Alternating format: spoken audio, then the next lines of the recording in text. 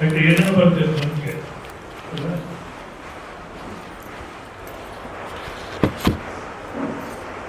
ಒಂದು ಯಾವ್ಯಾವ ಪರಿಸ್ಥಿತಿ ನಾವು ಜೀವನ ಮಾಡಬೇಕಾಗುತ್ತೋ ಆ ಎಲ್ಲ ಪರಿಸ್ಥಿತಿಗಳು ನಮ್ಮ ಮನಸ್ಸಿನಂತೆ ಇರುತ್ತೆ ಅಂತ ಹೇಳಲಿಕ್ಕಾಗಲ್ಲ. ಏಕೆ ಬಾಹ್ಯ ಪ್ರಪಂಚದಲ್ಲಿ ನಮಗಿರತಕ್ಕಂಥ ಕಂಟ್ರೋಲ್ ಭಾಳ ಕಮ್ಮಿ. ಮತ್ತು ಯಾರ್ಯಾರು ಸಂಪರ್ಕಕ್ಕೆ ಬರ್ತೀವೋ ಅವರೆಲ್ಲರೂ ನಮ್ಮ ಇಷ್ಟ ಪ್ರಕಾರ ಇರ್ತಾರೆ, ನನ್ನಂತೆ ನಡ್ಕೊಳ್ತಾರೆ, ನಾನು ಅನುಕೂಲವಾಗಿರ್ತಾರೆ ಅಂತ ಹೇಳಲಿಕ್ಕಾಗಲ್ಲ. ಮತ್ತು ಯಾವ್ಯಾವ ಪ್ರಸಂಗ ಯಾವ್ಯಾವ ಘಟನೆಗಳು ನಡೆಯುತ್ತೋ ಅವು ನನಗೆ ಅನುಕೂಲವಾಗಿ ನಡೆಯುತ್ತೆ ಅಂತ ಹೇಳಲಿಕ್ಕಾಗಲ್ಲ. ನಾವು ಭಾಳಷ್ಟು ಜಾಗ್ರತೆ ತಗೊಳ್ತೀವಿ. ಈ ಮದುವೆ ಮಾಡಬೇಕಾದ್ರೆ ಈಗಿನ ಕಾಲಕ್ಕೆ ಪೂರ್ವದಲ್ಲಿ ಚಿಕ್ಕ ವಯಸ್ಸಿನಲ್ಲೇ ನಿಜವಲ್ಲ ಅದೇ ಕರೆಕ್ಟು ಹೇಳೋಕ್ಕೋದು ಅರೆಸ್ಟ್ ಮಾಡ್ತಾರೆ ಮೂರ್ಖ ಗೌರ್ಮೆಂಟ್. ಬಾಲ್ಯ ವಿವಾಹದಲ್ಲಿ ಮನಸ್ಸು ಭಾಳ ಪವಿತ್ರವಾಗಿರೋದು.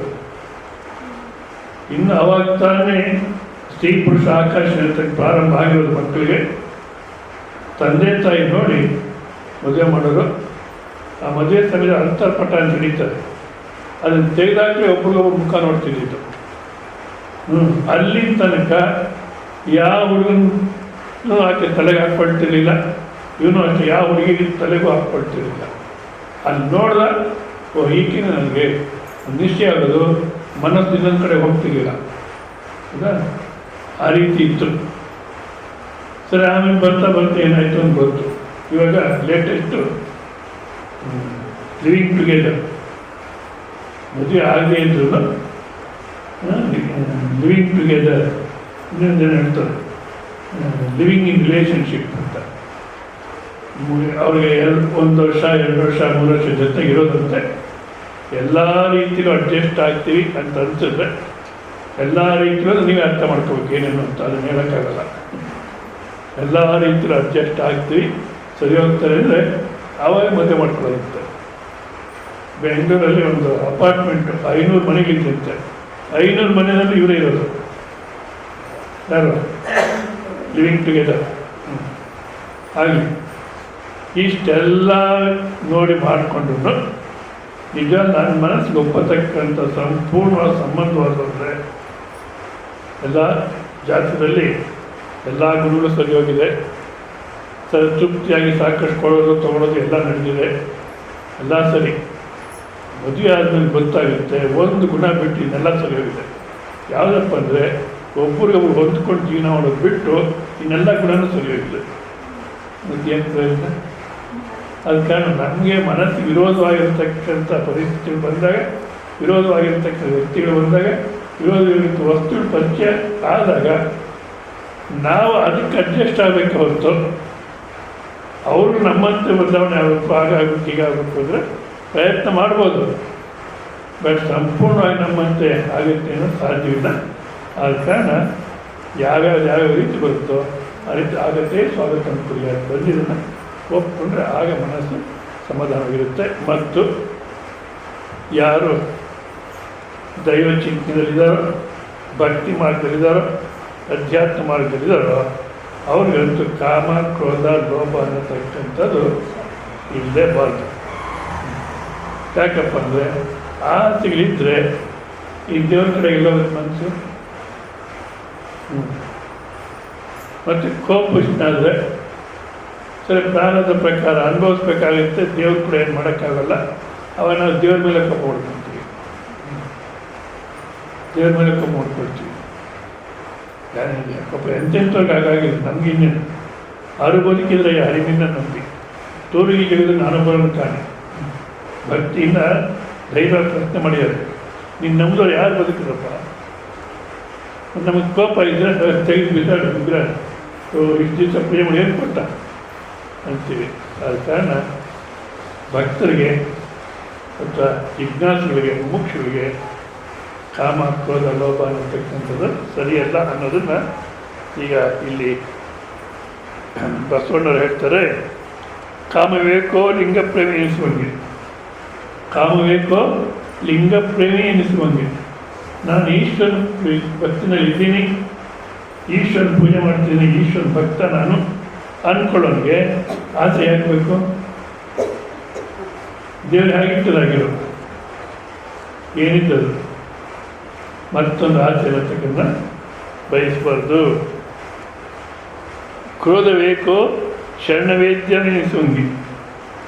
ಶರಣ ಅಂದರೆ ಆ ಶರಣನ ಅರ್ಥ ಮಾಡ್ಕೊಳ್ತೀನಿ, ಗುರು ಹೇಳಿದಾಗ ಅರ್ಥ ಮಾಡ್ಕೊಳ್ತೀನಿ, ಶರಣ ವಾಕ್ಯನ ಅರ್ಥ ಮಾಡ್ಕೊಳ್ತೀನಿ, ಅದಂತೆ ನಡೀತೀನಿ ಅಂತಿರತಕ್ಕಂಥವ್ರಿಗೆ ಕ್ರೋಧ ಬೇಕೆ?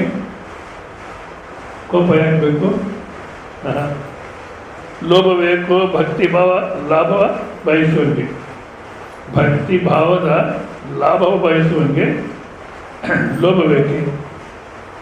ಭಕ್ತಿನಲ್ಲಿದ್ದೀನಿ, ಪರಮಾತ್ಮ ಯೋಗಕ್ಷೇಮ ವಾಹಮ್ಯಹಂ ಅಂತಾನೆ ನೋಡ್ಕೊಳ್ತಾನೆ ಅಂದಾಗ ಲೋಭ ಬುದ್ಧಿ ಅನ್ನತಕ್ಕಂಥದ್ದು ಅವಶ್ಯಕತೆ ಇದೆ. ಲೋಭ ಅನ್ನೋದನ್ನು ಸ್ವಲ್ಪ ವಿವೇಕ ಮಾಡಬೇಕು ನಾವು. ಲೋಭ ಅಂದ್ರೇನಪ್ಪ? ನನ್ನದು ಅಂತ ಯಾವುದು ಮಾಡ್ಕೊಂಡಿದ್ದೀನೋ ಅದು ನನ್ನ ಕೈ ಬಿಟ್ಟು ಹೋಗಬಾರ್ದು, ಅದಕ್ಕೇನು ಹೆಚ್ಚು ಕಮ್ಮಿ ಆಗಬಾರ್ದು, ಅದು ನನ್ನ ಅನುಕೂಲಕ್ಕೋಸ್ಕರ ಇರಬೇಕು ಅನ್ನತಕ್ಕಂಥದ್ದು ಲೋಭ ಬುದ್ಧಿ. ಸಮಯ ಬಂದ್ರೂ ಖರ್ಚು ಮಾಡಲಿಕ್ಕೆ ಇಚ್ಛಬಿಡಲ್ಲ. ಯಾಕಪ್ಪ ಇಚ್ಛಬಿಡಲ್ಲ? ನಂದು ನನ್ನ ಕೈ ಬಿಟ್ಟು ಹೋಗ್ಬಿಟ್ರೆ ನಾಳೆ ಏನು ಗತಿ? ನನಗೆ ಮುಲ್ಲ ನಚ್ಚುತ್ತೀನೋ ಕಳ್ಳರು ಒಂದು ಕೊಡು, ಜೋಬಲಿನ ದುಡ್ಡೆಲ್ಲ ಕೊಡು ಅಂದರೆ ಕೊಡಲ್ಲ. ನನ್ನ ಪ್ರಾಣ ಹೋದರೂ ಕೊಡೋದು, ನೀನು ಬೇಕಾದ ಪ್ರಾಣ ತೆಗಿ, ಕೊಡಲ್ಲ. ಯಾಕಯ್ಯ? ನನ್ನ ವೃದ್ಧಾಪ್ಯಕ್ಕೆ ಇಟ್ಕೊಂಡಿದ್ದೀನಿ, ನಾನು ವೃದ್ಧಾಪ್ಯಕ್ಕೆ ಇಟ್ಕೊಂಡಿದ್ದೀನಿ, ಕೊಡಲ್ಲ. ಅಂದರೆ ನೀನು ವೃದ್ಧಾಪ್ಯಕ್ಕೆ ಇಟ್ಕೊಂಡಿರ್ಬೇಕಾದ್ರೆ ಪ್ರಾಣ ತಗೋಂತಾರೆ. ಏನು ಅರ್ಥ ಇದೆ? ಇಲ್ಲ. ಯಾಕೆಂದರೆ ಅಷ್ಟು ಮಟ್ಟಿಗೆ ಅಂದ್ಕೊಂಡಿರ್ತೀವಿ ನಾವು. ದುಡ್ಡು ಅನ್ನತಕ್ಕಂಥದ್ದು ಆ ಧಾರವಾಡ, ಹುಬ್ಳಿ ಧಾರವಾಡ ಭಾಷೆ ಹೇಳ್ತಾರೆ, ರೊಕ್ಕ ಬೆಕ್ಕು, ಒಂದು ಬಾಗಿರೋ ಮನೆಗೆ ಬರಲ್ಲಂತೆ. ಬೆಕ್ಕು ಒಳಗಡೆ ಬಂದು ಮತ್ತೆ ಕಿಟಕಿ ಹಾಕೊಂಡು ಹೋಗೋ ಥರ ಇರಬೇಕು. ಒಂದೇ ಬಾಗಿಲು ಬಂದು ಅದೇ ಬಾಗಿಲು ವಾಪಸ್ ಹೋಗ್ಬೇಕಾದ್ರೆ ಅಂಥ ಮನೆಗೆ ಬರೋದೇ ಇಲ್ಲ ಅಂತ. ಬರಬೇಕು, ಇನ್ಯಾವುದು ಬಾಗಿಲು ಹೊರಟೋಗ್ಬೇಕು. ಅದೇ ರೀತಿ ದುಡ್ಡು ಅನ್ನತಕ್ಕಂಥದ್ದನ್ನು ಬರಬೇಕು, ಖರ್ಚಾಗ್ತಾ ಇರಬೇಕು. ಬರಬೇಕು, ಖರ್ಚಾಗ್ತಿರ್ಬೇಕು. ಇಲ್ಲ ಬರಬೇಕು, ಖರ್ಚಾಗಬಾರ್ದು ಅಂದರೆ ಅರ್ಥವಿಲ್ಲ. ಆದ ಕಾರಣ ಯಾವಾಗ ಯಾವ ಅವಶ್ಯಕತೆ ಇದೆಯೋ ಆವಾಗ ಖರ್ಚು ಮಾಡಲಿಕ್ಕೆ ಹಿಂದೇಟು ಹಾಕಬಾರ್ದು. ಯಾವಾಗ ಅವಶ್ಯಕತೆ ಇಲ್ವೋ ಅವಾಗ ಖರ್ಚು ಮಾಡಲಿಕ್ಕೆ ಹೋಗಬಾರ್ದು. ಯಾವುದಕ್ಕೆ ಅವಶ್ಯಕತೆ ಇದೆ ಅದಕ್ಕೆ ಖರ್ಚು ಮಾಡಬೇಕು, ಅನವಶ್ಯಕವಾದಕ್ಕೆ ಖರ್ಚು ಮಾಡಲಿಕ್ಕೆ ಹೋಗಬಾರ್ದು. ಮತ್ತು ಭವಿಷ್ಯತ್ ನಿಧಿ ಅನ್ನೋದು ಎಲ್ಲ ಒಪ್ಕೊಳ್ತಾರೆ, ಶಾಸ್ತ್ರ ಒಪ್ಪುತ್ತೆ. ಅದಕ್ಕೆ 100 ರೂಪಾಯಿ ಬೇಕಾದ ಒಂದು ದಿವಸಕ್ಕೆ 120 ರೂಪಾಯಿ ಸಂಪಾದಿಸು. 100 ರೂಪಾಯಿ ಕುಟುಂಬಕ್ಕೆ ಖರ್ಚು ಮಾಡು, 10 ರೂಪಾಯಿಯನ್ನು ನೀನು ಭವಿಷ್ಯತ್ ನಿಧಿಗಿಡು, ಇನ್ನೊಂದು 10 ರೂಪಾಯಿ ದಾನಧರ್ಮಕ್ಕೆ ಉಪಯೋಗಿಸು, ಸಾಕು. ಬಟ್ ಆದರೆ ಭವಿಷ್ಯತ್ ನಿಧಿ ಎಷ್ಟು ಇಡಬೇಕಪ್ಪ ಅಂದರೆ ಅದು ಬೆಳೀತಾ ಇದ್ದಷ್ಟು ದಾಹ ಬೆಳೀತಲೇ ಇರುತ್ತೆ. ಯಾಕೆ ಯೋಚನೆ ಮಾಡಲ್ಲ. ಯಾರೋ ಒಬ್ಬರು ಇದ್ದಾರೆ, ಅವರು ಕುಟುಂಬದಲ್ಲಿ ಇಬ್ಬರು ಗಂಡು ಮಕ್ಕಳಿದ್ರು, ಏನು ಸಮಸ್ಯೆಗಳಾಗಿರ್ತೈತಿ. ಮೊದಲನೇ ಸೊಸೆ ನೋಡಿದ್ರೆ ಅತ್ತೆಗೆ ಸರಿ ಹೋಗಲ್ಲ, ಎರಡನೇ ಅಕ್ಕಿ ಬೆಸ್ಟು. ಅಂದರೆ ನೋಡ್ಲಿಕ್ಕೆ ಒಂದು ಸ್ವಲ್ಪ ಚೆನ್ನಾಗಿದ್ದು ಮತ್ತು ಎಜುಕೇಟೆಡು, ಕೆಲಸದಲ್ಲಿದ್ದು, ಎಲ್ಲ ಪ್ಲಸ್ ಪಾಯಿಂಟೇ ಕಾಣೋದು ಈಕೆನಲ್ಲಿ, ಎರಡನೇ ಅಕ್ಕಿನಲ್ಲಿ. ಅದಕ್ಕೋಸ್ಕರ ಭಾಳಷ್ಟು ಪ್ರಿಫರೆನ್ಸ್ ಕೊಡೋರು. ಯಾರನ್ನ ನೆಂಟರು ಮನೆಗೆ ಬಂದರೆ, ಯಾಕೆ ಹೇಳ್ತೀನಿ, 10 ವ್ಯವಹಾರ ಮಾಡ್ತಾರೆ ಇರಬೇಕು. ನೆಂಟರು ಮನೆಗೆ ಬಂದರೆ ಎರಡನೇ ತೋರಿಸೋದು, ಮೊದಲು ಹೋಗಿ ಒಳಗಡೆ ಕೂತ್ಕೊಂಡು ಇದೆಲ್ಲ ಆಗಿ ಬೆಳೀತಿತ್ತು. ಕೊನೆಗೆ ಆತ್ಮಹತ್ಯೆ ಮಾಡ್ಕೋಬೇಕು ಅನ್ನೋ ಸ್ಥಿತಿ ಆಗ ಈ ಸ್ವಾಮಿ ಬೆಂಗಳೂರಿಗೆ ಹೋದರು ಪ್ರವಚನಕ್ಕೆ. ಎಲ್ಲ ಚೆನ್ನಾಗಿ ಪರಿಚಯ ಅವರು. ಒಬ್ಬೊಬ್ಬರು ಬಂದು ಈ ಪರಿಸ್ಥಿತಿ ಇದೆ ಅಂದರು. ಕೊನೆಗೆ ಎರಡನೇ ಸೊಸೆ ಬಂದು, ಆಕೆನ ಫಸ್ಟ್ ಟೈಮ್ ನಾನು ನೋಡಿದ್ದು, ಪರಿಚಯ ಅಂತ ಹೇಳ್ತಾರೆ ಕುಟುಂಬನ, ಏನಾದರೂ ಮಾಡಿ ಇಲ್ಲ ಅಂದರೆ ಈ ಥರ ಪರಿಸ್ಥಿತಿ ಇದೆ, ಯಾವಾಗ ಏನಾದರೂ ಉಡುತ್ತೋ ನಮ್ಮ ಕುಟುಂಬ ಅಂತ. ಏನು ಮಾಡೋದು, ಏನು ಮಾಡೋಕ್ಕಾಗಿಲ್ಲ. ನಾನು ಹೇಳಿದೆ, ಅವರಿಬ್ಬರು ಮಕ್ಕಳನ್ನ ಪಕ್ಕದಲ್ಲೇ ಮನೆಗೆ ಬಾಡಿಗೆಯನ್ನು ತೆಗೆದು ಹೋಗಲಿ, ಮಕ್ಕಳನ್ನಲ್ಲಿ ಇಟ್ಕೊಂಡು ನೀವು ಒಂದು ಮನೆಗಿರಿ ಅಂದರೆ ಒಪ್ಪಲಿಲ್ಲ. ಹಾಕಿ ಯಾಕೆ ಜಗಳ ಆಡೋಕ್ಕೆ ಇರಬೇಕಲ್ಲ, ಬೇರೆ ಕಳಿಸ್ಬಿಟ್ರೆ ಜಗಳ ಯಾರು ಕೇಳೋದು? ಅದಕ್ಕೆ ಇಲ್ಲ ಆಗಲ್ಲ ಅಂದರು. ಅದಾದ ಒಂದು ವಾರಕ್ಕೇ ಆ ದೊಡ್ಡ ಸೊಸೆ ಬೆಂಕಿ ಹಾಕ್ಕೊಂಡು ಹೆಣ್ಮಗು ಇತ್ತು. ಆ ಹೆಣ್ಮಗು ಬೆಂಕಿ ಇಟ್ಟು ಸತ್ತೋಗ್ಬಿಟ್ರು. ಸರ್ ಆ ಹುಡುಗನಿಗೆ 3 ವರ್ಷ ಜೈಲಾಯಿತು, ಏನೆಲ್ಲ ಆಯಿತು ಕೊನೆಗೆ. ಮತ್ತು ಆ ಹುಡುಗನ ತಂದೆನೂ ಹೋಗ್ಬಿಟ್ರು. ಇವಾಗ ತಾಯಿ ಮಗ ಇದ್ದಾರೆ. ಆ ಮಗ ಸಾಲ ಮಾಡಿ ಮನೆ ಕಟ್ತಾನೆ ಇಲ್ಲ. ಯಾತಕ್ಕೆ ಹೋಗಿ ಮದುವೆ ಆಗೋದು ಇಲ್ಲ, ಇನ್ನು ಸಾಕು, ಒಂದು ಆಗಿ ನೋಡಿದ್ದಾಯಿತು ಬೇಡ ಅಂತ. ಮತ್ತು ಯಾಕೆ ಈ ಥರ ಸಾಲ ಮಾಡಿ ಮನೆ ಕಟ್ತೀಯ? ಏನೋ ಒಟ್ಟಿನಲ್ಲಿ ಕಟ್ತೀನಿ. ಯಾಕೆ ಏನು ಯೋಚನೆ ಮಾಡ್ತೀರಾ? ಸುಮ್ಮನೆ ದುಡ್ಡು ಸಾಲ ಮಾಡಿ ಕೂಡಿಡೋದ್ರಲ್ಲಿ ಇದು ಲೋಭ ಬುದ್ಧಿ. ನನ್ನದು ಅನ್ನತಕ್ಕಂಥದ್ದು ನಾನು ಬಿಟ್ಟು ಹೋಗಬಾರ್ದು, ಅದನ್ನು ಹಿಡಿದಿಟ್ಕೋಬೇಕು ಅನ್ನತಕ್ಕಂಥದ್ದು ಅರ್ಥವಲ್ಲ. ಯಾಕೆಂದರೆ ಯಾವುದು ನಮ್ಮದಲ್ಲ. ಜಗಜ್ಯೋತಿ ಬಸವಣ್ಣವರು ಅವ್ರಿಗೆ ಜಗಜ್ಯೋತಿ ಅಂತ ಇರ್ತಾರಂತೆ ಜನ. ಅವರು ಹೇಳ್ಕೊಳ್ಳೋಕೆ ಶುರು ಮಾಡ್ತಾರಂತೆ ಜಗಜ್ಯೋತಿ ಬಸವೇಶ್ವರ ಅಂತ. ಇದನ್ನೇನ ಮಾಡಿ ತೆಗಿಬೇಕು ಈ ಅಹಂಕಾರನ ಅಂತ ಅಲ್ಲಮ್ಮ ಪ್ರಭು ಹೋಗ್ತಂಥವ್ರು ನನಗೆ. ನೀನು ಯಾಕಪ್ಪ ಜಗಜ್ಯೋತಿ ಬಸವೇಶ್ವರ ಅಂದ್ಕೊಳ್ತೀಯ ಅಂದರೆ, ಏನು ತನಗೆ ಕೇಳಿದರೆ ತನವಾಗಿ ಕೊಡುವೆ, ಮನ ಕೇಳಿದರೆ ಮನವಾಗಿ ಕೊಡುವೆ, ದನ ಕೇಳಿದರೆ ದನವಾಗಿ ಕೊಡುವೆ. ಅದಕ್ಕೋಸ್ಕರ ಜಗಜ್ಯೋತಿ ಬಸವೇಶ್ವರ ಅಂತಾರೆ. ಶರೀರ ಕೇಳಿದ್ರೆ ಶರೀರ ಕೊಟ್ಬಿಡ್ತೀನಿ, ಮನಸ್ಸು ಕೇಳಿದ್ರೆ ಮನಸ್ಸು ಕೊಟ್ಬಿಡ್ತೀನಿ, ದನ ಕೇಳಿದ್ರೆ ದನ ಕೊಡ್ತೀನಿ. ಅದಕ್ಕೆ ಅಲ್ಲಮ್ಮ ಪ್ರಭು ಹೇಳ್ತಾರಂತೆ, ನೋಡು, ತನು ಪಂಚಮಭೂತಗಳದು ಕೇಳಿ, ತನು ಪಂಚಮಭೂತಗಳದು ನಿಂದಲ್ಲ. ಇದರಲ್ಲಿ ಇಷ್ಟು ಸತ್ಯ ಕಾಣುತ್ತೆ, ಆದರೆ ನಮಗೆ ನಂದು ಅನ್ನೋದು ಹೋಗಲ್ಲ.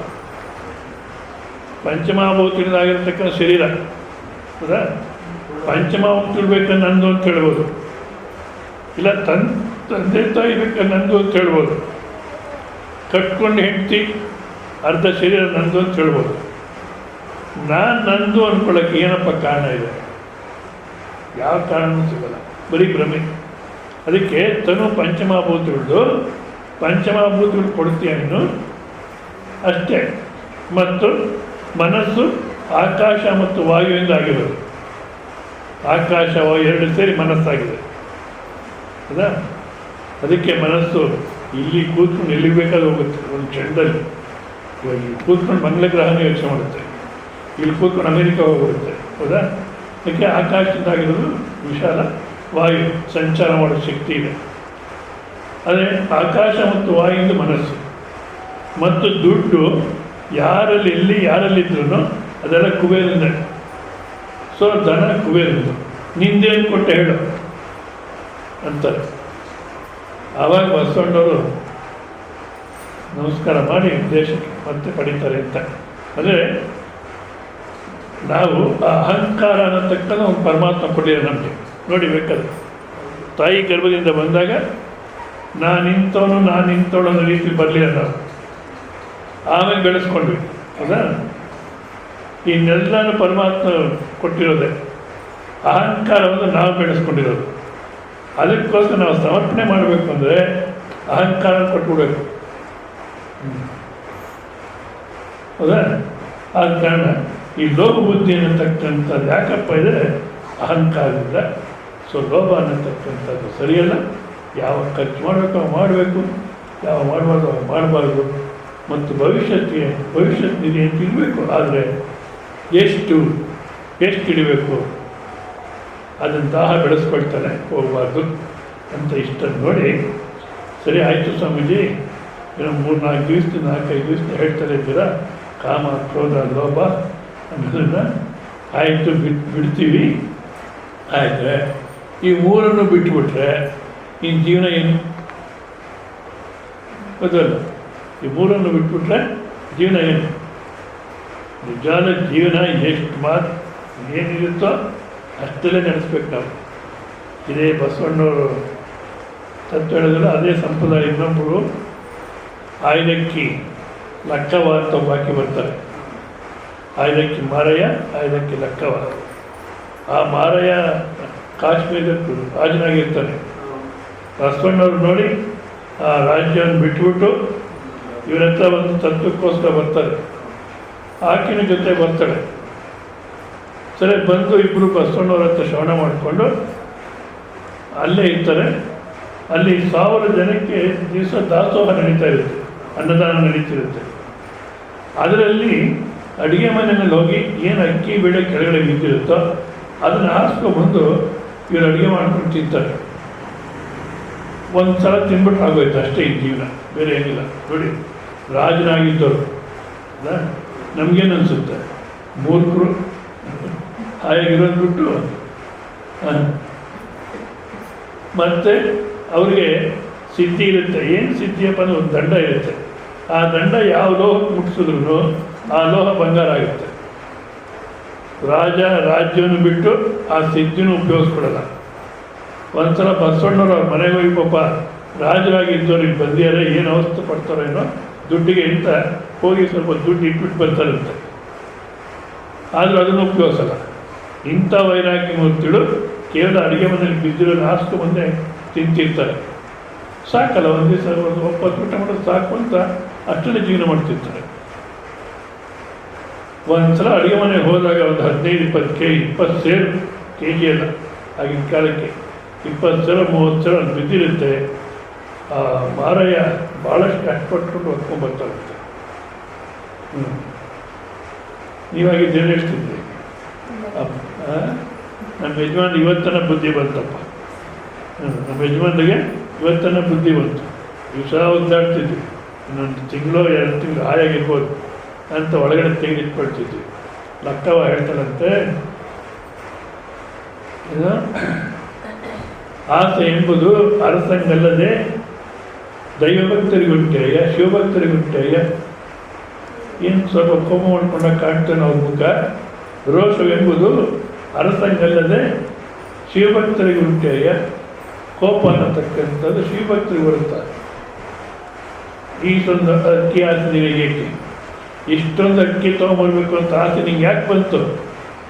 ಅಮರೇಶ್ವರ ಲಿಂಗಕ್ಕೆ ಬಹಳ ದೂರವಾದೆ, ದೇವರಿಗೆ ನೀನು ಭಾಳ ದೂರ ಆಗ್ಬಿಟ್ಟೆ.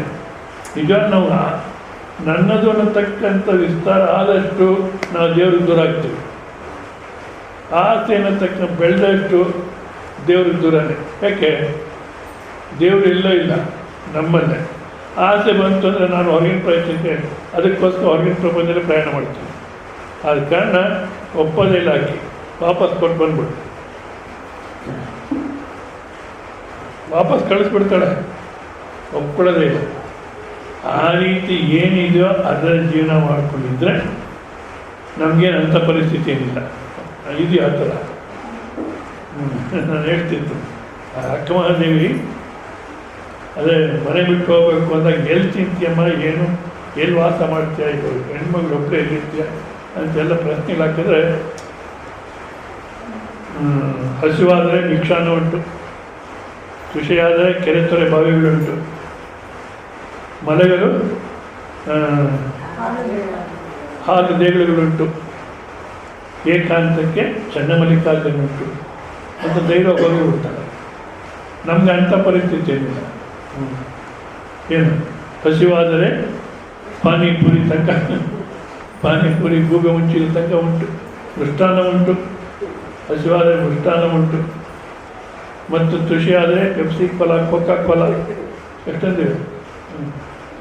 ಮಲಗಲು ಬಗೆಯ ಬಂಗಲೆ ಉಂಟು, ಮತ್ತು ಏಕಾಂತಕ್ಕೆ ಬಂಧು ಬಳಗ ಉಂಟು. ಇಷ್ಟಿದ್ರು ಓಡಾಡ್ತಿದ್ದೀವಿ ನಾವು. ಏನು ಇದ್ರೆ ಯಾಕೆ? ಶ್ರೀಶೈಲದಲ್ಲಿ ನೀವು ಹೋಗಿ ನೋಡ್ಬೇಕು. ಇವಾಗ ಕದಲಿವಣ್ಣ ಅಂತ ಸ್ವಲ್ಪ ವ್ಯವಸ್ಥೆ ಮಾಡಿದ್ದಾರೆ, ಆದ್ರೂ ಹೋಗೋದು ಭಾಳ ಕಷ್ಟ, ಅಲ್ಲಿ ಇರೋದು ಕಷ್ಟ. ಯಾವ ವ್ಯವಸ್ಥೆ ಇಲ್ಲದಾಗ ಯಾಕೆ ಹೋಗಲ್ಲಿತ್ತು ಅಂದರೆ ಆ ಕಾಮ ಕ್ರೋಧ ಎಷ್ಟು ಮಟ್ಟ ಹೊಟ್ಟೋಗಿತ್ತು. ಆಯಿತು ಸ್ವಾಮೀಜಿ, ಈ ಕಾಮ ಕ್ರೋಧ ಲೋಭ ಬಿಟ್ಟರೆ ಮುಂದಕ್ಕೆ ಏನಿದೆ ಜೀವನ? ಈ ಕಾಮ ಕ್ರೋಧ ಅನ್ನತಕ್ಕ ಲೋಭ ಇದ್ರೇ, ಕಾಮ ಇದ್ರೇ ಜೀವನ, ಆಸೆಗಳಿದ್ರೇ ಜೀವನ. ಲೋಭ ಇದ್ದರೆ ಅದಕ್ಕೋಸ್ಕರ ನಾವು ರಕ್ಷಣೆ ಮಾಡ್ಕೊಂಡಿರ್ಬೋದು ದುಡ್ಡು. ಈ ಎಲ್ಲ ಬಿಟ್ಬಿಟ್ರೆ ಇನ್ನು ಮುಂದಕ್ಕೆ ಏನು ಜೀವನ ಅಂದರೆ, ಇದಕ್ಕೆ 2ನೇ ಅಧ್ಯಾಯದಲ್ಲೇ ಆಗಲೇ ಆನ್ಸರ್ ಮಾಡಿದ್ದಾರೆ. 2ನೇ ಅಧ್ಯಾಯ ಶ್ರವಣ ಮಾಡಿದರೆ ಅದು ಭಾಷ್ಯ ಪ್ರಕಾರ ಹೇಳಿ, ಭಾಷ್ಯ ಪ್ರಕಾರ ಶ್ರವಣ ಮಾಡಿದರೆ 2ನೇ ಅಧ್ಯಾಯದಲ್ಲಿ ಏನು ಹೇಳ್ತಾರೆ, ಪ್ರಜಾ ಅತಿಯದ ಕಾಮನ್ ಸರ್ವಾನ್ ಪಾರ್ಥ ಮನೋಗತಾನ್ ಆತ್ಮನ್ಯೇವಾತ್ಮನ ತುಷ್ಟ ಸ್ಥಿತಪ್ರಜ್ಞಸ್ತದೋಚ್ಯತೆ. ಯಾವಾಗ ಮನಸ್ಸಿಲಿರ್ತಕ್ಕ ಎಲ್ಲ ಆಸೆಗಳನ್ನು ಬಿಟ್ಬಿಡ್ತಾರೋ, ಒಳ್ಳೆ ಆಸೆ ಕೆಟ್ಟ ಆಸೆ ಅನ್ನೋದಿಲ್ಲ, ಸರ್ವಾನ್ ಮನೋಗತಾನ್ ಮನಸ್ಸಿ ಪ್ರವಿಷ್ಟಾನ್ ಹೃದಯ ಪ್ರವಿಷ್ಟಾನ್, ಹೃದಯದಲ್ಲಿರ್ತಕ್ಕಂಥ ಮನಸ್ಸಿನಲ್ಲಿರ್ತಕ್ಕಂಥ ಎಲ್ಲ ಆಸೆಗಳನ್ನು ಯಾವಾಗ ಬಿಟ್ಬಿಡ್ತಾನೋ, ಎಲ್ಲ ಆಸೆಗಳನ್ನು ಬಿಟ್ಬಿಟ್ರೆ ಸರ್ವಕಾಮ ಪರಿತ್ಯಾಗಿ ತುಷ್ಟಿ ಕಾರಣ ಅಭಾವ. ಎಲ್ಲ ಆಸೆಯನ್ನು ಬಿಟ್ಬಿಟ್ವಿ ಅಂದರೆ ಇನ್ನು ನಾವು ಸುಖ ಪಡೋದು ಹೇಗೆ? ಎರಡು ಆಸೆಗೋಸ್ಕರ ಪ್ರಯತ್ನ ಮಾಡಿ ಪ್ರಾಪ್ತಿ ಮಾಡಿಕೊಂಡ್ರೆ ಅವಾಗ ಸುಖ ಅನಿಸುತ್ತೆ. ಯಾವ ಆಸೆನಿಲ್ಲ, ಪ್ರಯತ್ನವಿಲ್ಲ, ಸುಖವೂ ಇಲ್ಲ. ಸೃಷ್ಟಿ ಕಾರಣ ಅಷ್ಟೇ ಅಲ್ಲ, ಶರೀರ ಅನ್ನೋದು ಇದ್ದೇ ಇರುತ್ತೆ. ಈ ಶರೀರ ಧಾರಣೆಗೆ ಶರೀರ ಧಾರಣ ನಿಮಿತ್ತ ಶೇಷೇಚ, ಯಾವ ಆಸೆನೂ ಇಲ್ಲ, ಶರೀರ ಅನ್ನತಕ್ಕ ಇದೆ, ಅದನ್ನು ನಾವು ಸಂರಕ್ಷಣೆ ಮಾಡ್ಕೋಬೇಕು. ಈ ರೀತಿ ಇರಬೇಕಾದ್ರೆ ಉನ್ಮತ್ತ ಪ್ರಮತ್ತಸ್ಯ ಪ್ರವೃತ್ತಿ, ಹುಚ್ಚಿನಂತೆ ಹೆಂಡ ಕುಡಿದವನಂತೆ ಜೀವನ ಆಗಿಬಿಡುತ್ತೆ. ಎಲ್ಲ ಆಸೆಗಳನ್ನು ಬಿಟ್ಟಕ್ಕೆ ಸಾಧ್ಯವಿಲ್ಲ.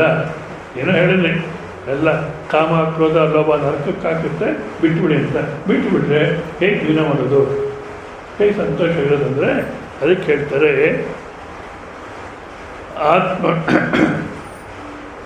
ಆತ್ಮನ ಸ್ವೇನೈವ, ತನ್ನಲ್ಲಿ ತಾನು ಆತ್ಮನ್ಯವ ಆತ್ಮನ ತುಷ್ಟ ಅಂತ ಹೇಳ್ತಾರಲ್ಲ, ಆತ್ಮನ್ಯವ ಪ್ರತ್ಯೇಕ ಆತ್ಮ ಸ್ವರೂಪೇವ.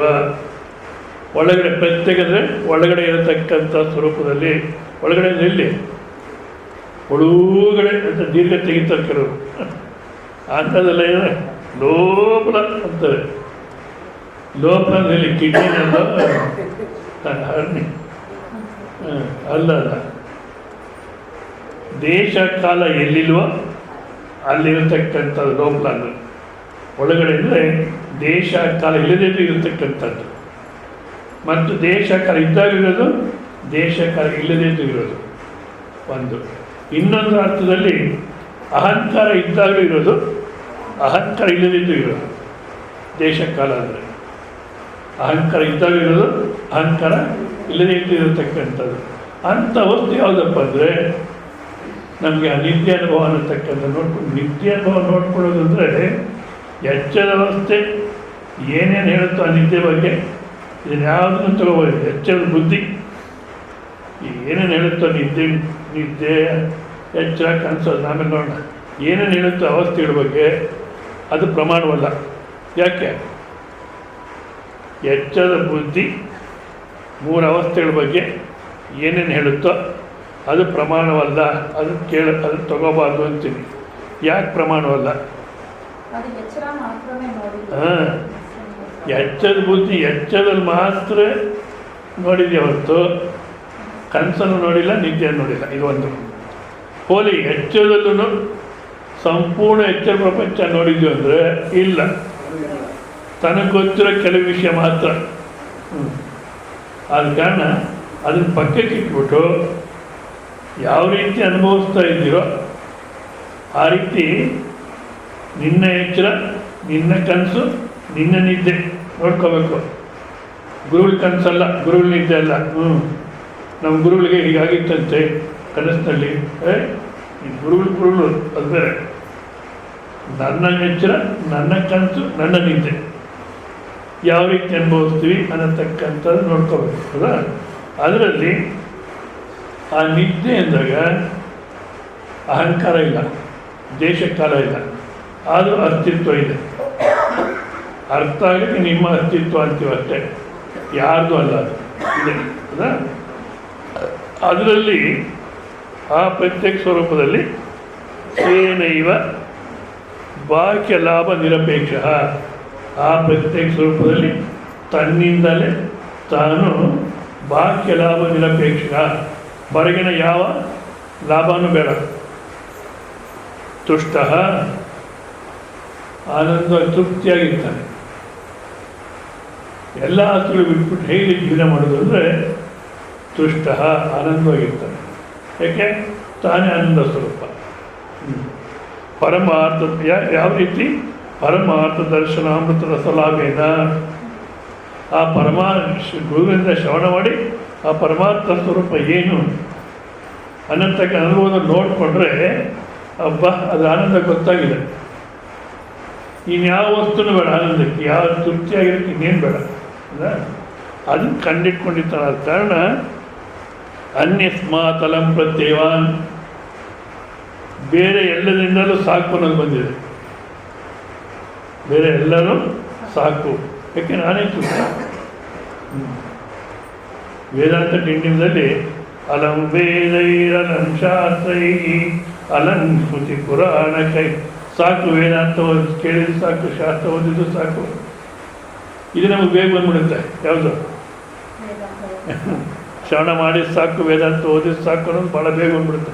ಎಷ್ಟು ದಿವಸ ಕೇಳ್ತೀರಾ? ಅಲ್ಲ, ತನ್ನಲ್ಲಿ ತಾನು ನೆಮ್ಮದಿ ಇರೋಕ್ಕಾಗಿದ್ಯೋ. ತನ್ನಲ್ಲಿ ತಾನು ನೆಮ್ಮದಿ ಇರೋದಂದರೆ ಜನ್ ಫಿಲಾಸಫರ್ಗೆ ಹೆಂಡತಿ ಸತ್ತೋಗ್ಬಿಡ್ತಾರೆ. ಗೃಹಸ್ಥಿರದಲ್ಲಿ ಇರ್ತರವರು ಹೆಂಡತಿ ಸತ್ತೋಗ್ತಾಳೆ. ಆ ರಾಜ ಸಮಾಧಾನ ಮಾಡೋಣ ಅಂತ ಹೋಗ್ತಾನೆ. ಯಾವ್ಯಾವ ರೀತಿ ಸಮಾಧಾನ ಮಾಡಬೇಕು ಅಂತ ಯೋಚನೆ ಮಾಡ್ಕೊಂಡು ಹೋಗ್ತಾನೆ. ಅಲ್ಲಿ ನೋಡಿದ್ರೆ ಅವ್ರು ಪಿಟೀಲಿ ಬಾರಿಸ್ಕೊಂಡು ಹಾಯಾಗಿ ಆನಂದವಾಗಿದ್ದಾರೆ. ಅಂದರೆ ಈಗಲೂ ಕೆಲವರು ಹೆಂಡತಿ ಸತ್ತೋದು ಆನಂದವಾಗಿರ್ತಾರೆ. ಅದಲ್ಲ, ಸತ್ತು ಸಾಕು ಇನ್ನೊಂದು ಮದುವೆ ಆಗಬೇಕು ಅಂತಿರ್ತಾರೆ, ಅವಾಗ ಆನಂದವಾಗಿರ್ಬೇಕು. ಆ ರೀತಿ ಅಲ್ಲ, ಅದು ಆನಂದವಾಗಿರ್ತಾರೆ. ರಾಜ ಹೋಗ್ತಾನೆ, ನಿಮ್ದು ಭಾಳ ವಿಪರೀತ ಆಯಿತು, ಯಾಕೆ ನೀನೇನೇನು ಅಂದ್ಕೊಂಡು ಹೋಗಿರ್ತಾರೆ, ಅದನ್ನೇನು ಮಾತಾಡೋಕ್ಕೆ ಆಗಲ್ಲ. ಇವಾಗ ಅವ್ರು ಹೇಳ್ತಾ ಇದ್ದರೆ ಏನೋ ಸಮಾಧಾನ ಮಾಡೋದು, ಆನಂದವಾಗಿದ್ದಾರೆ. ನೀವು ತಿಳಿದಿರೋದು ಅಂತ ನಂಗೆ ಗೊತ್ತು, ಅದು ಈಗ ಭಾಳ ವಿಪರೀತ ಆಯಿತು, ಹೆಂಡತಿ ಸತ್ತರೆ ವಾದ್ಯ ತೊಗೊಂಡು ಆನಂದವಾಗಿ ಅದನ್ನು ಸೆಲೆಬ್ರೇಟ್ ಮಾಡ್ತೀರಾ ಅಂತ. ನೋಡಪ್ಪ ಕೇಳು, ಹುಟ್ಟಿದ ಮೇಲೆ ಸಾಯ್ತಾರೆ, ನಾನು ಬೇಡ ಅಂದ್ರೂ ನಿಲ್ಲೋದ ಅಂತ. ಅಷ್ಟೇ ಅಲ್ಲ, ಸಾಕಷ್ಟು ರೋಗದಲ್ಲಿ ಒದ್ದಾಡ್ತಿದ್ಲಾಕಿ. ಎಷ್ಟೇ ಟ್ರೀಟ್ಮೆಂಟ್ ಕೊಡಿಸಿದ್ರು ನಯ ಆಗ್ತಿರ್ಲಿಲ್ಲ, ಒದ್ದಾಟ ತಪ್ಪಲಿಲ್ಲ. ಆದರೆ ಇವಾಗ ಒದ್ದಾಟ ಬಿಡಿಸ್ಕೊಂಡು ಹೋದ್ಲು. ಒದ್ದಾಟ ಬಿಡಿಸ್ಕೊಂಡು ಹೋದ್ಲು ಅನ್ನೋದಕ್ಕೆ ಸಂತೋಷ ಪಡಬೇಕು, ದುಃಖ ಪಡಬೇಕು. ಅಷ್ಟೇ ಅಲ್ಲ, ಆಕೆ ಜೊತೆಯಲ್ಲಿ ಏನೇನು ಆನಂದ ಅಂತ ತಕ್ಷಣ ಕಲಿದ್ನೋ ಅದನ್ನೆಲ್ಲ ಜ್ಞಾಪಿಸ್ಕೊಂಡು ಆನಂದವಾಗಿದ್ದೀನಿ. ಹೋಗ್ಬಿಟ್ಟು ಅಂತ ಓಡಾಡೋದು ಏನು ಪ್ರಯೋಜನ? ಈ ರೀತಿ ತನ್ನಲ್ಲಿ ತಾನು ಆನಂದವಾಗಿರ್ತಾನೆ. ಅಷ್ಟೇ ಅಲ್ಲ, ತ್ಯಕ್ತ ಪುತ್ರ ವಿತ್ತಲೋಕೇಶನಃ, ಪುತ್ರೇಶನ ವಿತ್ತೇಶನ ಲೋಕೇಶನ ಅಂದರೆ ಎಲ್ಲ ಆಸೆಗಳನ್ನು ಬಿಟ್ಬಿಡಿ. ಯಾಕೆ ತಾನೇ ತೃಪ್ತ ಸ್ವರೂಪ, ಇನ್ನೆಲ್ಲೋ ಹೋಗ್ಬೇಕು ಏನು. ಆದ ಕಾರಣ ಆಸೆ ಬಿಟ್ಟುಬಿಟ್ರೆ ಏನು ಮುಂದಕ್ಕೆ ಗತಿ ಅನ್ನತಕ್ಕಂಥದ್ದು ಯೋಚನೆ ಮಾಡೋ ಅವಶ್ಯಕತೆ ಇಲ್ಲ. ನಮ್ಮಲ್ಲಿ ನಾವು ತೃಪ್ತರಾಗಿರ್ಬೋದು. ಅಂದರೆ ಅದು ಎಲ್ಲಿದೆ ಆ ತೃಪ್ತ ಸ್ವರೂಪ ಅಂದರೆ ಮೂರನೇ ಅಧ್ಯಾಯದಲ್ಲಿ ನೋಡಿ, 3ನೇ ಅಧ್ಯಾಯ ತಗೊಳ್ಳಿ.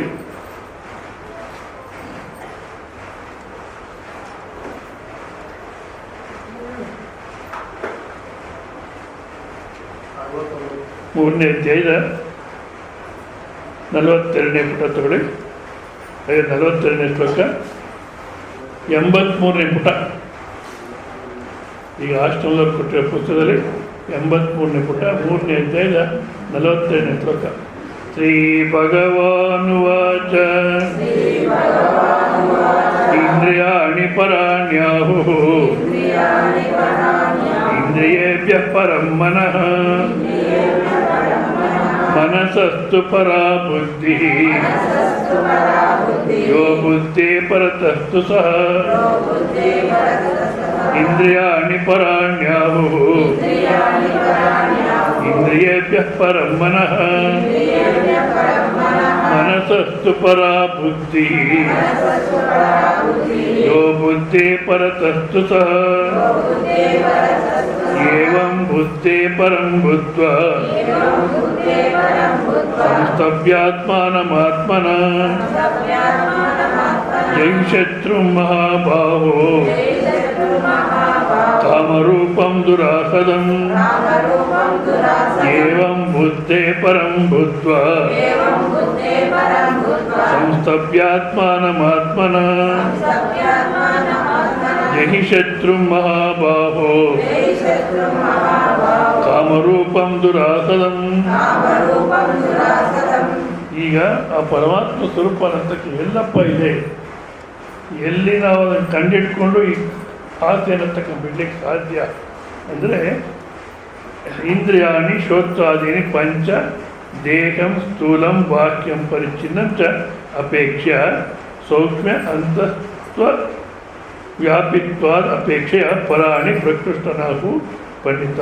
ಅಂದರೆ ಇಂದ್ರಿಯಗಳೆಂದರೆ ಶ್ರೋತ್ರಿಯ ಮತ್ತು 5 ಜ್ಞಾನೇಂದ್ರಿಯ ಸ್ಥೂಲವಾಗಿಯೂ ಹೊರಗಿನದಾಗಿಯೂ ಪರಿಚ್ಛಿನ್ನವಾಗಿರುವ ದೇಹಕ್ಕೆ ಹೋಲಿಸಿದರೆ ಹೆಚ್ಚು ಸೂಕ್ಷ್ಮವಾಗಿ ಒಳಗಿರುವಾಗಿ ವ್ಯಾಪಕವಾಗಿ ಇರುವುದು ಮುಂತಾದ ಸ್ವಭಾವವುಳ್ಳವರಿಂದ ಅದಕ್ಕಿಂತ ಹೆಚ್ಚಿನ ಉತ್ಕೃಷ್ಟವಾದವು ಎಂದು ಬಲ್ಲವರು ಹೇಳುವ. ಅಂದರೆ ಸ್ಥೂಲ ಶರೀರಕ್ಕಿಂತ ಸೂಕ್ಷ್ಮವಾಗಿರ್ತಕ್ಕಂಥದ್ದು ಇಂದ್ರಿಯಗಳು. ಬಟ್ ಪಂಚ ಜ್ಞಾನೇಂದ್ರಿಯಗಳು ಪಂಚ ಕರ್ಮೇಂದ್ರಿಯಗಳು ಅಷ್ಟೇ. ಅದರ ಜ್ಞಾನೇಂದ್ರಿಯಗಳು ನಾವು ಅನುಭವ ನೋಡಿಕೊಂಡಾಗ ಇಂದ್ರಿಯ ಕೆಲಸ ಮಾಡ್ತಾಯಿದೆ ಅಂದರೆ ಮನಸ್ಸಿಲ್ಲದೇ ಕೆಲಸ ಮಾಡಬೇಕು. ಮನಸ್ಸಿಲ್ದಿರ ಇಂದ್ರಿಯ ಕೆಲಸ ಮಾಡೋದಕ್ಕೆ ಸಾಧ್ಯವಿಲ್ಲ ಅಲ್ಲ. ಅಂದರೆ ಮನಸ್ಸೇ ಇಂದ್ರಿಯಗಳಾಗುತ್ತೆ, ಮನಸ್ಸೇ ಪ್ರಪಂಚವಾಗುತ್ತೆ ಹೌದಾ. ಇಂದ್ರಿಯಾತ್ಮಕ ಜಗತ್ತು ಅಂತ ಮೊದಲು ಹೇಳ್ಬೋದು. ಎಲ್ಲನೂ ಇಂದ್ರಿಯ ಯಾಕೆ ಇಂದ್ರಿಯ ಇಲ್ಲದೆ ನಮಗೆ ಅನುಭವಕ್ಕೆ ಬರಲ್ಲ. ಸೊ ಇಂದ್ರಿಯಾತ್ಮಕ ಜಗತ್ತು ಕೇವಲ ಇಂದ್ರಿಯದಿಂದಲೇ ಅಂದರೆ ಅಲ್ಲ, ಮನೋಮಾತ್ಮ ಜಗತ್ತು ಮನಸ್ಸಿನಿಂದಲೇ ಇಂದ್ರಿಯ ಕೆಲಸ ಮಾಡ್ತಿದೆ. ಸೊ ಆ ಮನಸ್ಸನ್ನೋದು ಮನಸ್ಸಷ್ಟು ಪರಾಬುದ್ಧಿ ಸಂಕಲ್ಪ ವಿಕಲ್ಪ ಅನ್ನತಕ್ಕಂಥದ್ದಿದ್ದರೆ ವ್ಯವಹಾರ ನಡೆಯಲ್ಲ. ನಾನು ಹೇಳಿದೆ ಪ್ರವಚನಕ್ಕೆ ಹೋಗೋಣ ಬೇಡ ಅನ್ನತಕ್ಕಂಥ ರೀತಿಯಲ್ಲಿದ್ದರೆ ಇವಾಗ ಪ್ರವಚನ ಮುಗಿಯುತ್ತೆ ಅಂತ ಇಟ್ಕೊಳ್ಳಿ. ಪ್ರವಚನ ಆದ ತಕ್ಷಣ ಮನೆಗೆ ಹೋಗೋಣ ಬೇಡ ಅದು ಈ ಪ್ರಶ್ನೆ ಏನು ಬರಲ್ಲ, ಸುಮ್ಮನೆ ಹೇಳ್ತಿದ್ದೀನಿ.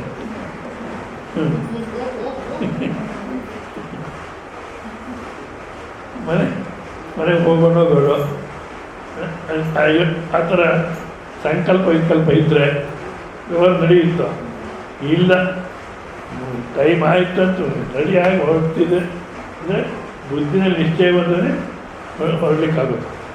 ಆದ ಕಾರಣ ಬುದ್ಧಿಯಾತ್ಮಕ ಜಗತ್ತು, ಈ ಜಗತ್ತೆಲ್ಲ ಬುದ್ಧಿನೇ.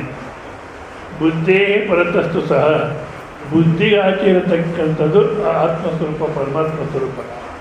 ಆ ಬುದ್ಧಿಗೆ ಆಚೆ ಇರತಕ್ಕ ಏವಂ ಬುದ್ಧೇ ಪರಂ ಬುದ್ಧ ಬುದ್ಧೇ ಪರಂ ಆತ್ಮಾನಂ ಬುದ್ಧ. ಬುದ್ಧಿಗೂ ಆಚೆ ಇರತಕ್ಕಂಥದ್ದು ಹೊರಚಾಗಿರತಕ್ಕಂಥದ್ದು ಬುದ್ಧಿ ಇದ್ದಾಗಲೂ ಇರೋದು, ಬುದ್ಧಿ ಇಲ್ಲದೇ ಇದ್ರೂ ಇರೋದು. ಅಂಥ ಆತ್ಮಸ್ವರೂಪನ ಜ್ಞಾತ್ವ ಸಂಸ್ತಭ್ಯ ಸಮ್ಯಕ್ ಸ್ತಂಭನಂ ಕೃತ್ವ ಆತ್ಮಾನಂ ಸ್ವೇನಯ ಆತ್ಮನ ಸಂಸ್ಕೃತಿಯ ಮನಸ್ಸ ಸಮ್ಯಕ್ ಸಮಾಧ ಇತ್ಯರ್ಥ. ಅದನ್ನು ಅರ್ಥ ಮಾಡಿಕೊಂಡು ಅನುಭವದಲ್ಲಿ ಕಂಡಿಟ್ಕೊಂಡು ಅದೇ ತೃಪ್ತ ಸ್ವರೂಪ ಆನಂದ ಸ್ವರೂಪ. ಇನ್ನು ನಮ್ಮ ಆನಂದಕ್ಕೆ ತೃಪ್ತಿಗೆ ಇನ್ಯಾವ ವಸ್ತುನೂ ಬೇಡ, ಯಾವ ಸಂಪರ್ಕನೂ ಬೇಡ, ಯಾವ ವಸ್ತುನೂ ಬೇಡ. ಅಲ್ಲ ಸ್ವಾಮೀಜಿ ಊಟ ತಿಂಡಿ ಅದು ಬೇಕಲ್ಲ, ನಿಜವಾದ ಏನು ಪ್ರಾರಬ್ಧ ಇದೆಯೋ ಅದ್ರ ಪ್ರಕಾರ ನಡ್ಕೊಂಡು ಹೋಗುತ್ತೆ. ಅದು ನಡ್ಕೊಂಡು ಹೋಗುತ್ತೆ ಸ್ವಾಮೀಜಿ. ವಯಸ್ಸಾದ್ಮೇಲೆ ಯಾರು ನೋಡೋರು? ವಯಸ್ಸಾದ್ಮೇಲೆ ಯಾರು ನೋಡೋರು? ಈಗಿನ ಕಾಲಕ್ಕೆ ನೀವು ನೋಡಿ, ಈಗಲೂ ಆಗ ಅಂದ್ಕೊಳ್ತಾರೆ ಜನ, ಯಾರು ನೋಡೋರು ವಯಸ್ಸಾದ್ಮೇಲೆ ಅಂತ. ಇವಾಗ ನೀವು ತಂದೆ ತಾಯಿನ ಅಜ್ಜಿ ತಾತನ ಯಾರನ್ನು ನೋಡ್ಕೊಳ್ತೀರ, ವೃದ್ಧಾಶ್ರಮ ಅದು ಏನೋ ಒಂದು ಆಗುತ್ತೆ ಹೌದಾ. ಶರೀರ ಪ್ರಾರಂಭದಲ್ಲಿ ಏನು ಅನುಭವಿಸ್ಬೇಕು ಈಗ ಅದು ಅನುಭವಿಸ್ತೀವಿ. ಯಾರು ತಪ್ಪಿಸ್ಲಿಕ್ಕಂತೂ ಆಗಲ್ಲ ಹೌದಾ. ಆದ ಕಾರಣ ಆ ಸ್ವರೂಪವನ್ನು ಅರ್ಥ ಮಾಡಿಕೊಂಡು ಈ ಪ್ರಾರಬ್ಧ ಏನಿದೆಯೋ ಅದರಂತೆ ಹೋಗಲಿ ಅಂದ್ಬಿಟ್ಟು ಜಯಿ ಶತ್ರು, ಆ ಶತ್ರುವನ್ನು ಜಯಿಸು. ಯಾವ ಶತ್ರು? ಕಾಮರೂಪಂ ದುರಾಸನಂ. ಯಾವುದನ್ನು ಜಯಿಸ್ತಕ್ಕಂಥದ್ದು ಕಷ್ಟನೋ, ಯಾವುದನ್ನು ತೃಪ್ತಿಪಡಿಸ್ತಕ್ಕಂಥದ್ದು ಕಷ್ಟವಾಗಿರುವುದೋ ಅಂಥದ್ದನ್ನು ಜಯಿಸು. ಯಾಕೆಂದರೆ ತೃಪ್ತ ಸ್ವಲ್ಪ ಕಂಡಿಟ್ಕೊಂಡ್ರೆ ಆಸೆಗೆ ತಾನಾಗಿ ಬಿದ್ದೋಗುತ್ತೆ. ಆ ರೀತಿಯಲ್ಲಿ ನಾವು ಕಾಮ ಕ್ರೋಧ ಲೋಭ ಅನ್ನತಕ್ಕಂಥದ್ದನ್ನು ಬಿಡಬೇಕು ಅಂತೇಳಿದ್ರು. ಆಯಿತು. ಬಿಟ್ಟರೆ ಆಸೆ ಇದ್ದರೆ ನಾವು ಈ ರೀತಿ ಪ್ಲ್ಯಾನ್ ಮಾಡಬೇಕು, ಈ ರೀತಿ ಆಸೆಯನ್ನು ಪ್ರಾಪ್ತಿ ಮಾಡ್ಕೋಬೇಕು ಅಂತ ಬೆಳಗ್ಗೆ ಎದ್ದು ಓಡ್ತಿರ್ಬೋದು ಹೌದಾ. ಆ ಮಧ್ಯದಲ್ಲಿ ಕೋಪಗಳು ಬಂತು, ಜಗಳ ಆಡ್ಕೊಳ್ಳೋದು, ಮತ್ತು ಕೋರ್ಟ್ಗೆ ಹೋಗೋದು, ಏನೋ ಒಂದು ಮಾಡ್ತಿರ್ಬೋದು. ಈಗ ಆಸೆಗಳು ಬಿಟ್ಬಿಟ್ರೆ, ಕೋಪನೂ ಬಿಟ್ಬಿಟ್ರೆ, ಲೋಭನೂ ಬಿಟ್ಟರೆ, ರಾಕ್ಷಸಿ ಗುಣನ ಬಿಟ್ಬಿಟ್ರೆ ನಮ್ಮ ಜೀವನ ಇನ್ನು ಹಾಗೆ ಅಂದರೆ ದೈವಿ ಗುಣದಲ್ಲಿ ಹೋಗಬೇಕು ಜೀವನ. ಆ ದೈವಿ ಗುಣಕ್ಕೆ ಈಗ ಪ್ರಶ್ನೋಪನಿಷತ್ತು ಹೇಳಿದ ಸೃಷ್ಟಿ ಮಾಡಬೇಕಾದ್ರೆ ಹಿರಣ್ಯ ಗರ್ಭ ಆದಮೇಲೆ ಶ್ರದ್ಧೆ ಅನ್ನತಕ್ಕ ಸೃಷ್ಟಿ ಮಾಡಿದ್ದೀನಿ ಅಂತ ಅನ್ನತ್ತೆ. ಶ್ರದ್ಧೆ ಅಂದರೆ ಶುಭ ಕಾರ್ಯ, ಶುಭದಲ್ಲೇ ಜೀವನ ಮಾಡತಕ್ಕಂಥ ಬುದ್ಧಿ ಕೊಟ್ಟಿಯ ನಮಗೆ. ಹೌದಾ? ಪ್ರತಿಯೊಬ್ಬರು ತಪ್ಪು ಕೆಲಸ ಮಾಡಬೇಕಂದ್ರೆ ಒಳಗಡೆ ಉಪದೇಶ ನಡೆಯುತ್ತೆ, ಏಯ್ ತಪ್ಪು ಮಾಡ್ತಾ ಇದೆಯಾ ಅಂತ. ಆದರೆ ಈ ಅಹಂಕಾರ ಜೋರಕ್ಕೆ ಹೋಗುತ್ತೆ. ಏನಂತ, ಓ ನಾನೊಬ್ಬನೇ ಮಾಡ್ತಿರೋದು, ಎಲ್ಲರೂ ಲಂಚ ತಗೊಳ್ತಾರೆ, ನಾನೊಬ್ಬನ ಶುದ್ಧವಾಗಿದ್ದೇನು ಬಂತು, ಸುಂದರು ಅಂತ. ಇದೆ ಗೂಬೆ. ಆ ಫೀನಿಕ್ಸ್ ಪಕ್ಷಿ ಒಳಗಡೆ ಆ ಚೈನೀಸ್ ಪ್ರಾಣ ರೆಫರ್ ಮಾಡಿದ್ದಲ್ಲ, ಆ ಫೀನಿಕ್ಸ್ ಪಕ್ಷಿ ಹೇಳುತ್ತಂತೆ, ತಪ್ಪು ಮಾಡ್ತಿದ್ಯಾ, ನಾಳೆ ಸಿಗಾಕೊಂಡು ಒದ್ದಾಡ್ತೀಯ ಅಂತ. ಓಹೋ ಏನಿಲ್ಲ, ನನ್ನೇನ ಅಷ್ಟು ಸುಲಭವಾಗಿ ಹಿಡಿಯೋಕ್ಕಾಗಲ್ಲ, ಎಲ್ಲರೂ ಅವ್ರು ಏನು ಬೇಕಾದ್ರೆ ನಾನೊಬ್ಬ ಶುದ್ಧವಾಗಿದೆ ಅಂತ ಹೇಳಿದ್ದ. ಅಂದ್ಬಿಟ್ಟು ನಾವು ಮುಂದಕ್ಕೆ ಹೋಗ್ತಲೇ ಇರ್ತೀವಿ. ಹೌದಾ? ಆದಮೇಲೆ ಮತ್ತೆ ಆಸೆ, ಕಾಮಕ್ರೋಧ, ಲೋಭ ಅನ್ನತಕ್ಕಂಥ ಬಂದರೆ ಹಾಗಿಲ್ಲ. ಯಾವ ರೀತಿ ಜೀವನ ಮಾಡಿದ್ರೆ ಮತ್ತೆ ಈ ರಾಕ್ಷಸಿ ಪ್ರವೃತ್ತಿ ಸಿಗಾಕೊಳ್ಳಲ್ಲ, ದೈವಿ ಪ್ರವೃತ್ತಿಯಲ್ಲೇ ಜೀವನ ಮಾಡುವುದು ಅನ್ನೋದಕ್ಕೆ ಮುಂದಿನ ಶ್ಲೋಕವನ್ನು ಅಂದರೆ 16ನೇ ಅಧ್ಯಾಯದಲ್ಲಿ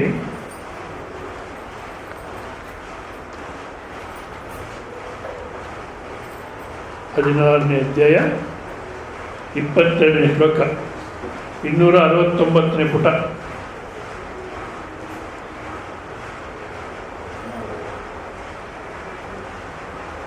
ಶ್ರೀ ಭಗವಾನುವಾಚ ಏತೈರ್ವಿಮುಕ್ತ ಕೌಂತೇಯ ತಮೋದ್ವಾರೈಸ್ತ್ರಿಭಿರ್ನರಃ ಆಚರತ್ಯಾತ್ಮನಃ ಶ್ರೇಯಃ ತतो ಯಾತಿ ಪರಾಂ ಗತಿಂ. ಏತೈರ್ವಿಮುಕ್ತ ಕೌಂತೇಯ ತಮೋದ್ವಾರೈಸ್ತ್ರಿಭಿರ್ನರಃ ಆಚರತ್ಯಾತ್ಮನಃ ಶ್ರೇಯಃ ತतो ಯಾತಿ ಪರಾಂ ಗತಿಂ.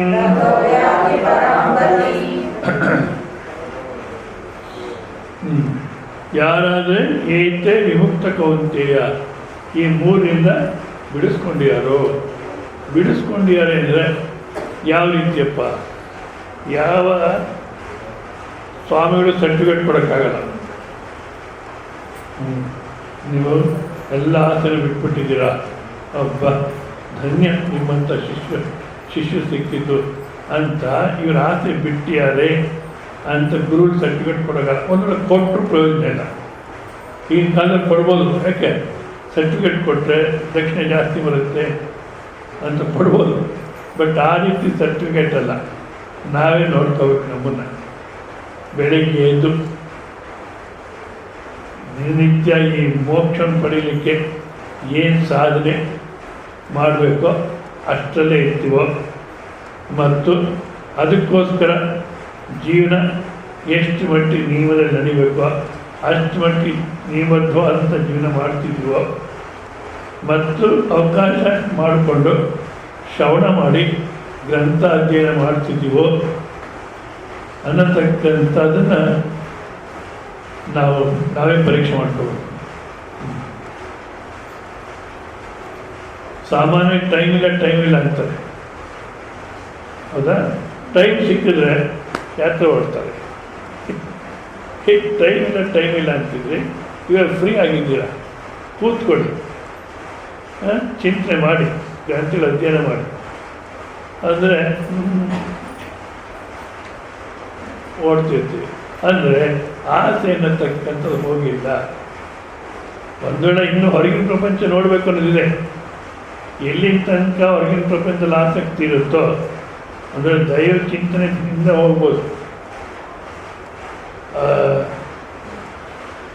ಯಾವುದು ಮಾನಸ ಸರೋವರ ಹೋಗೋಣ, ಮತ್ತು ಅಮರನಾಥ್ ಹೋಗೋಣ, ಈ ಥರ ಹೋಗ್ಬೋದು.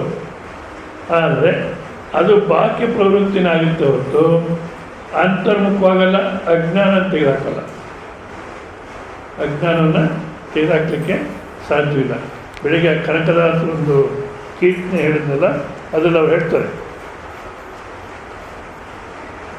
ಆಶಾಕ್ಲೇಶ ದೋಷವೆಂಬ ಅಬ್ದಿಯೋಳು ಮುಳುಗಿಯವನ ಪಾಶಕ್ಕೊಳಗಾಗದ ದೋಷಿಯಾಗು ಸಂತೋಷಿಯಾಗು. ಕಾಶಿ ಕಂಚಿ ವಾರಣಾಸಿ ಕಾಳಹಸ್ತಿ ರಾಮೇಶ್ವರ ಈಶು ದೇಶ ತಿರುಗಿದರೆ ಬಾಹುದೇನು ಅಲ್ಲಿ ಹೋಗೋದೇನು. ಕಾಶಿ ಕಂಚಿ ವಾರಣಾಸಿ ಕಾಳಹಸ್ತಿ ರಾಮೇಶ್ವರ ಇವನ್ನೆಲ್ಲ ರೌಂಡ್ ಹೊಡೆದ್ವಿ. ಹೌದಾ? ಏನು ಬಂತು? ಸರಿಯಾಗಿ ಶ್ರದ್ಧೆಯನ್ನು ಮಾಡಿ ಸ್ವಲ್ಪ ಪುಣ್ಯ ಬರ್ಬೋದು. ಹೌದಾ? ಆ ಪುಣ್ಯದಿಂದ ಇವಾಗ ಮಾಮೂಲು ಫೋನ್ ಇದೆ, ವಾಟ್ಸಪ್ ಫೋನ್ ಸಿಗ್ಬೋದು. ಅಥವಾ ನೆಕ್ಸ್ಟ್ ಸೈನ್ಸ್ ವಿಜ್ಞಾನಿಗಳು ಕಂಡಿಡಿದು ಇವಾಗೇನು ಮೆಸೇಜ್ ಕಳಿಸ್ಕೊಡಿ, ಫೋಟೋ ತೊಗೊಳ್ಳಿ ಏನು ಹೇಳ್ತಾರಲ್ಲ. ನೆಕ್ಸ್ಟು ಇಲ್ಲಿಂದ ತಂದೆ ತಾಯಿ ಇಲ್ಲಿಂದ ಆಹಾರ ಕಳಿಸ್ಕೊಡ್ತೀವಿ, ನೀನು ಡೌನ್ಲೋಡ್ ಮಾಡ್ಕೊಂಡು ತಿನ್ನಿ, ಸುಮ್ಮನೆ ಅಡುಗೆ ಮಾಡ್ಕೊಂಡು ಒದ್ದಾಡಬೇಡಿ ಅಂತ ಅದು ಬರ್ಬೋದು. ಅಂಥ ಪುಣ್ಯ ಜೀವನ ಮಾಡ್ಬೋದು ಅಷ್ಟೇ ಹೊರತು ಅಜ್ಞಾನ ಹೋಗುತ್ತೆ ಅಂದರೆ ಸಾಧ್ಯವಿಲ್ಲ. ಇದನ್ನು ಇವರು ಅಲ್ಲಾಮ ಪ್ರಭುನು ಹೇಳ್ತಾರೆ, ಕಲ್ಲು ದೇವರು ದೇವರಲ್ಲ, ಮಣ್ಣು ದೇವರು ದೇವರಲ್ಲ, ಕಾಶಿ ಗೋಕರ್ಣ ಇತ್ಯಾದಿ ಅಷ್ಟಸೃಷ್ಟಿ ಸ್ಥಳಗಳಿರ್ತಕ್ಕ ದೇವರು ದೇವರಲ್ಲ, ನಿನ್ನ ನೀನು ಅರಿತಂದು ನೀನೇ ಕೂಡಲ ಸಂಗಮ ದೇವ. ನಿನ್ನನ್ನು ನೀನು ತಿಳ್ಕೊಂಡಾಗಲೇ ಅಲ್ಲ. ಆದ ಕಾರಣ ನಾವು ಇಷ್ಟಲ್ಲೇ ಇರಬೇಕು. ಕರ್ಮಾಣಿ ಚಿತ್ತಶುದ್ಧ್ಯರ್ಥಂ ಏಕಾಗ್ರರ್ಥಂ ಉಪಾಸನ ಮೋಕ್ಷಾರ್ಥಂ ಬ್ರಹ್ಮವಿಜ್ಞಾನ. ಏನು ಅವಶ್ಯಕತೆ ಇದೆಯೋ ಇವತ್ತು ಜೀವನದಲ್ಲಿ ಆ ಕರ್ಮಗಳನ್ನು ಮಾಡಿಕೊಂಡು ಅದು ಮಾಡಬೇಕಾದ್ರೆ ನಾನು ಮಾಡ್ತೀನಿ ಅಂತಕ್ಕಂಥ ಅಹಂಕಾರ ಇದ್ದರೆ ಇಷ್ಟ ಅನಿಷ್ಟಪಡೆ ಮನಸ್ಸು ಸಮಾಧಾನ ಇಟ್ಕೊಂಡು ಪರಮಾತ್ಮ ನೀನು ಸೇವೆ ಅಂತ ಮಾಡ್ತಾ ಮತ್ತು ದಿನನಿತ್ಯದಲ್ಲೂ ಇಷ್ಟದೇವತೆ ಉಪಾಸನೆ ಮಾಡಿಕೊಂಡು ಮತ್ತು ಸಮಯ ಬಂದಾಗ ಸಮಯ ಸಿಕ್ಕಿದಾಗಲ್ಲ ಸಮಯ ಮಾಡಿಕೊಂಡು ಶ್ರವಣ ಮಾಡಬೇಕು. ಅಂದರೆ ಶ್ರವಣಕ್ಕೆ ಅವಕಾಶ, ಶ್ರವಣ ಅಂದರೆ ಯಾವುದು ಶ್ರವಣ ಮಾಡಬೇಕು? ಕೇವಲ ಇದು ನಿನ್ನ ಸ್ವರೂಪ. ಸಾಧನಾ ಭಾಗ, ಅಂತಃಕರಣ ಶುದ್ಧಿಗೋಸ್ಕರ ಸಾಧನಾ ಭಾಗ ಮತ್ತು ತತ್ವದಲ್ಲಿ ಸಿದ್ಧಾಂತ ಭಾಗ. ಇಷ್ಟು ಬಿಟ್ಟರೆ ಆ ಪೂಜೆ ಮಾಡೋದು ಈಗ ಅದು ಬರುತ್ತೆ, ಈ ಪೂಜೆ ಮಾಡೋದು ಇದು ಬರುತ್ತೆ, ನಿಜವಾದ ಹೋಗಬಾರ್ದು. ಯಾಕೆ ತಿರ್ಗಿ ಆಸೆಗಳು ಬೆಳೆಯುತ್ತೆ, ತಿರ್ಗಿ ಆಸೆಗಳು ಜಾಸ್ತಿ ಆಗ್ತಿರುತ್ತೆ.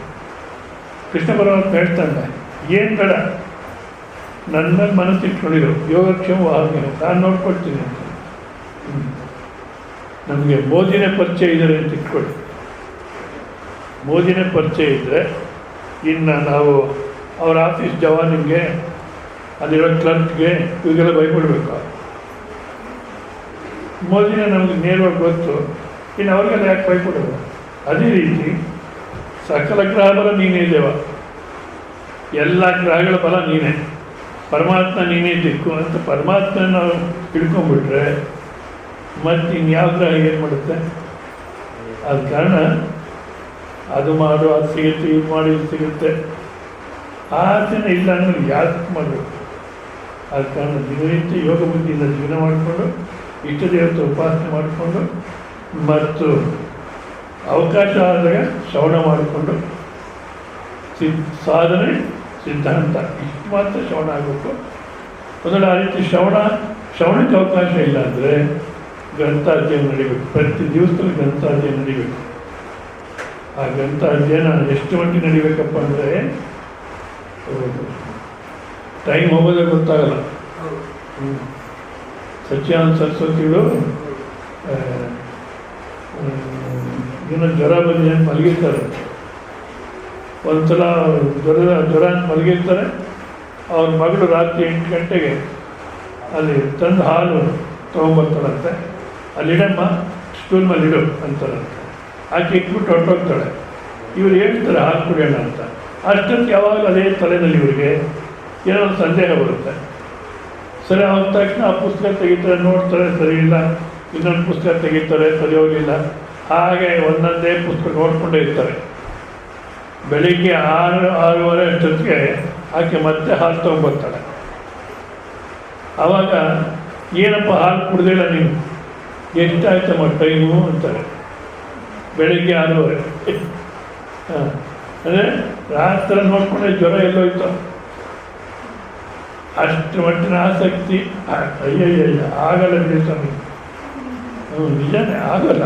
ಮತ್ತು ಕನಿಷ್ಠ ಪಕ್ಷ ದಿವಸಕ್ಕೆ 1 ಗಂಟೆ 2 ಗಂಟೆ ಕಾಲ ಈ ಚಿಂತನೆಗೆ ವಿನಿಯೋಗ ಮಾಡತಕ್ಕ ರೀತಿಯಲ್ಲಿ ಮಾಡೋದಾಗುತ್ತೆ.